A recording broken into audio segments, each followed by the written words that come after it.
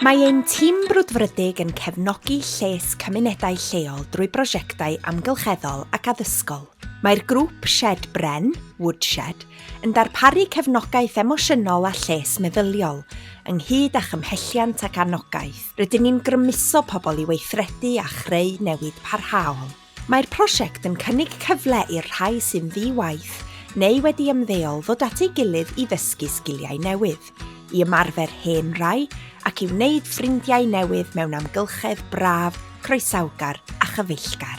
Mae'r gweithgareddau'n cynnwys trwsio dodrefn, creu darnau crefft pren bach fel potiau planhigion a thai adar i'w hailwerthu, yn ogystal â ymuno mewn gweithdai arbenigol amrywiol. Rydyn ni hefyd yn rhoi cyngor ac arweiniad ar ynni, yn helpu pobl i wneud newidiadau bach i arbed arian, ac yn dod ar gymuned at ei gilydd yn ein safleoedd adnewyddu amrywiol.